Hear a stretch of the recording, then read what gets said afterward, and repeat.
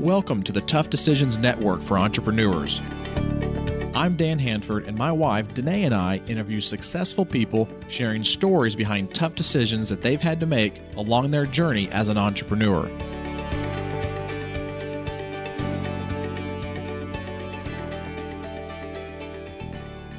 On the podcast with us today is Ryan Harris. He's a serial entrepreneur that's been running businesses since the age of 10 years old. He is the president and founder of Strategic Social Partners, which is a social media marketing and consulting and advertising agency where he and his team help businesses turn engagements on social media into actual paying customers for his clients. Welcome to the podcast, Ryan.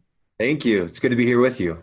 All right, I want you to kind of walk us through where your current focus is right now as an entrepreneur. Yeah, so for the last 5 years, my team and I have been building a social media marketing and consulting agency.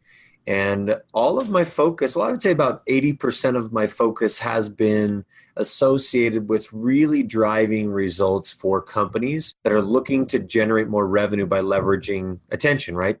Attention of the average consumer and platforms where that attention is spent. And so we've been continually learning, training, educating ourselves on the best ways that we can help businesses grow and scale their businesses. That's awesome. Obviously, through this transition period and this agency that you have, you've faced some tough decisions and probably more than you can count on one finger. But can you walk us through a tough decision? And I like to kind of start with one that, didn't have that good of an outcome for you. You made the decision. It didn't go so well for you. And I want you to kind of talk us through some of the lessons you learned through that tough decision. Yeah. So I want to reflect back even before my social media marketing and advertising agency. 9 years ago, I partnered with a large manufacturing company in the consumer packaged goods world, and I was more or less an independent rep for that company. I had spent quite a bit of time building it more on the side, as my background is actually in engineering. And so I was in the sales world connected to this CPG company. I was growing and scaling a business very quickly with the help of my team and other people from a leadership perspective that I brought to the table. And in about 2013, the company that I was working with made a significant change in compensation, and I had basically lost about 30% of my revenue, or 30% of the income that I was receiving specifically from that CPG company. And what happened is I had to make a really tough decision because I realized that I no longer had as much control of my business as I thought I had. When the corporation often talked about how it was your own business and how you could do what you want with it and so on and so forth. But when they made that specific decision, it really had an impact on my life and on the life of my family. And so I made a pivot. I realized because of that change that I had to find something to compensate or bridge the gap of the 30% that I had lost. And so my wife and I had a lot of different conversations. I spoke with a lot of different individuals inside the company, as well as some mentors that I had. And they encouraged me to stay and just continue to work and progress forward. That there were times in the past that this specific company had made changes previously, and in a lot of ways hurt the sales representatives, but they always came back and fixed the problem in a very short time frame to make up the difference of what was lost. It was a tough decision. It was a really difficult decision. And I decided, instead of sticking it out and recognizing the value of what the company brought, I decided to shift my attention more towards starting a social media marketing and advertising agency.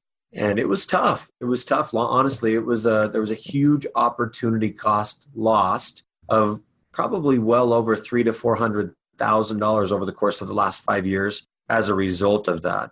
Now, what have I learned? There's been a lot of lessons learned. I think some of the main takeaways that I gathered specifically from that experience, first and foremost, was you can't rely on other people to always have your best interest at heart, especially if you don't control the whole environment. Well, one of the things that I was thinking about as you were going through this tough decision is there are sometimes, when we're employees. So it's been a while since I've been an employee of an organization. Obviously, you've been in that position, back when you were, working with this company that decided to change your compensation. But there are people right now listening to this podcast that aspire to be an entrepreneur and want to do that. I think one of sometimes the biggest fears of an employee is what you just stated. And what happened to you is you get your level of income to a certain point, And then all of a sudden you have this drop in revenue. Basically your income is being cut, like yours was, you lost 30%, almost a third of your income was cut, And so I think that's one of the big fears that, as employees, people have when they are working for somebody else. I have a close friend of mine that happened to her. She was in a business that she'd been working for like 30 years, and she was doing really well, getting like, $300,000-$400,000 a year. And all of a sudden they came in and slashed her income almost, more than half. And because this new company came over and took it over. So she basically did the same thing you did. And she said, you know what, I'm going to take this as an opportunity to reinvent myself and go out and do it on my own. And I think that's what you did as well. And I really, really like that. And now you're not relying on other people to make that for you. No, that's exactly right. It's really interesting, the psychology of going through something like that, where you feel like a company has the best interest for you, and then realizing that, and being taught that. And see, I was part of this business for 6 years prior to any significant changes. As a matter of fact, prior to that, the company itself had made positive changes that directly impacted and increased revenue for me and income for me, being on the sales side of the company. And then seeing this happen it was almost like, I hate using the term, but I was caught so off guard that it almost felt like I had no control and I didn't really know how to respond to that specific event. So it was crazy. I mean, it was a psychological roller coaster. There's the doubts, and like you said with your friend, I'm sure many times you start to wonder, okay, I threw so much energy, attention towards that specific company. I threw my heart into the business, and I threw my heart into building teams and building leadership and building structure inside of an organization. Why is it that because I hadn't changed the amount of gross revenue that was brought into the company? It was over $1 million a year. But yet a change dramatically impacted that. And it was just a self-reflection. Like you said, it was a self-reflection to see, okay, yeah, I really have to figure out how I can get into an environment where I can control more of the process. And even as an entrepreneur, and I've been an entrepreneur since I was 10, like I said, I've had experiences inside the world of entrepreneurship where even in my own business, I didn't necessarily control every aspect of my business, right? Because sometimes I'm working for clients and they decide to make a change and I can lose income that way. So there's so many different elements and aspects that you still can't control inside of a business, but being able to be in control of elements that can impact and drive more revenue as an individual, and then be able to control the income that's associated with that increase in gross sales, for instance, for an organization, in my mind, was an extremely important part of business. Now, before you made that transition to stepping away from that organization, did you have a certain amount of money set aside as like a reserving amount just in case things didn't go as well as you planned? Well, the great thing about the specific organization that I was a part of, and still am a part of, it has a residual component based on the revenue that I've generated over the course of the last 9 years now that I've been part of the company. So I still had income coming in. So as far as a reserve is concerned, yes, we had reserve, but we also had a residual component. It was an active residual income, but an income nonetheless, so that I could rely on that to begin building our new business. So let's shift to this other tough decision that I want to dive into today, which is going to be a tough decision that you made that had a really good outcome. And then again, some of those lessons you learned through it.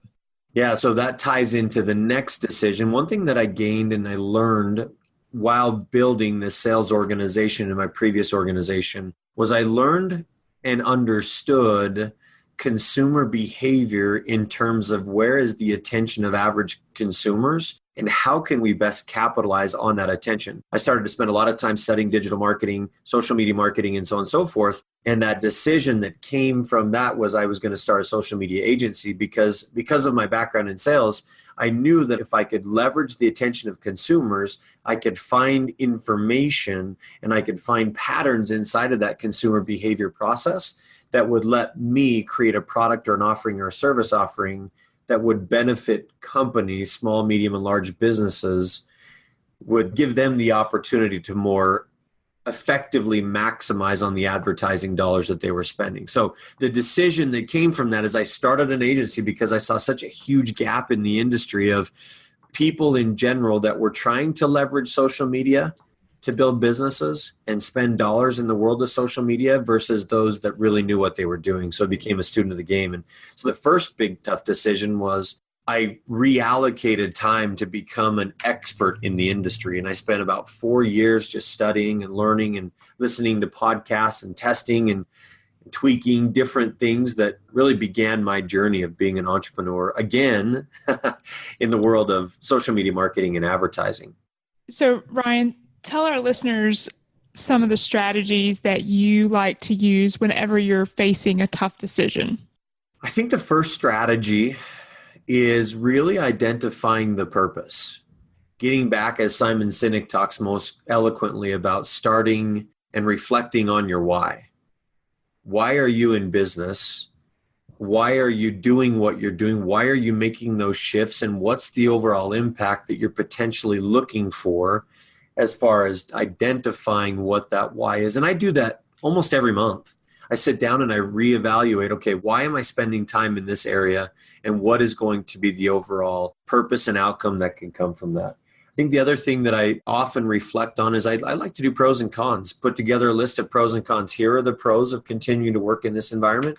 Here are the potential opposition elements that might come to light. And as I've done that, especially in this second decision that I made, as I've done that, one thing that I've noticed is that many times when you lay those out, pros and cons, you may see some of those elements that could potentially harm your business. And if you have the understanding or at least the perspective that something potentially could harm your business, then you're a lot more open to making changes that could potentially strengthen those weaknesses inside of your business versus being naive to those and being caught off guard.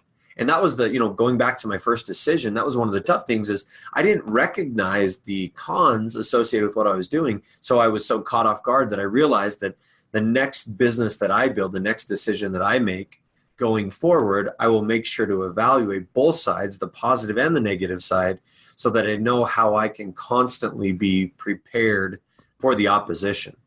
All right, we're going to take a quick break to hear from some of our sponsors. When we come back, we're going to talk to Ryan about some of his favorites as it relates to business. Have you ever thought about investing in real estate, but find yourself so busy that you don't have time for it? Do you have FOMO, which is the fear of missing out? At HanfordCapital.com, we help investors with passive real estate investments that project better returns than traditional investment vehicles such as the stock market. If you'd like to find out more about our passive real estate investments, visit HanfordCapital.com. That's HANDFORD Capital.com. We will jump on a call with you to discuss your investment goals and to see if our investments are a good fit for you. This advertisement is not to be construed as an offer or recommendation to buy or sell a security. Visit HanfordCapital.com. All right, welcome back. We're going to go through what we call the Trifecta, which is a series of questions and answers about Ryan's favorites in business, obviously. And so first question is going to be about your favorite technology that you use right now in business every single day, Ryan, that makes your life easier. Well, that's an easy one for me, right? Because my whole business is surrounded around the world of social media. So I would say from a technology perspective, tools that we leverage obviously would be Facebook's ad product and the value proposition that's associated with that. What's a favorite quote that you've heard that's helped you in your business? Zig Ziglar is one of my favorite mentors, and his quote, "You can have everything you want in this life by helping other people get what they want," would be my almost always is my go-to when it comes to my favorite quote. And what about a book that you've read that's either helped you in the way you make decisions or the way that you run your business? Negotiation, Never Split the Difference is one of my all-time favorite books. It was written by a gentleman by the name of Chris Voss. And right now, Ryan, what's the next thing for you on your vision or dream board? We are growing and scaling our social media agency. And my next step is to continue to identify best key strategies for scaling and growing that business profitably. For sure, for sure. Well, Ryan, I really want to thank you for being on the podcast with us today and sharing some of these insights around these tough decisions that you've had to make along your journey. How can the listeners reach out to you and start to follow you a little bit more? Or, maybe want to hire you to help them with their business? Yeah, no, the best way to connect with me is two ways. Email. And my email is ryan@strategicsocialpartners.com. facebook.com, or you can always message me through our social media platforms, whether it's LinkedIn or Facebook, the ending for both. So facebook.com/Ryan Imob, IMOB Harris, or linkedin.com/in/Ryan Imob Harris. People always ask me, what's the IMOB for? And it's I'm my own boss. I get that question all the time, so I figured I might as well clarify. I was about to ask you that same thing, so thanks for clarifying that. You got it. Well, thank you again so much for being with us, Ryan. I hope you have a good rest of your day and look forward to having you on a future podcast as you continue to grow as an entrepreneur. Thank you. Appreciate it. You too. Bye. Thank you for listening to the Tough Decisions Network. Be sure to visit toughdecisions.net to gain access to show notes for this episode and to join our free weekly entrepreneur email where we will send you news about the latest technology for your business, inspiring quotes, and the latest books for entrepreneurs. That's toughdecisions.net.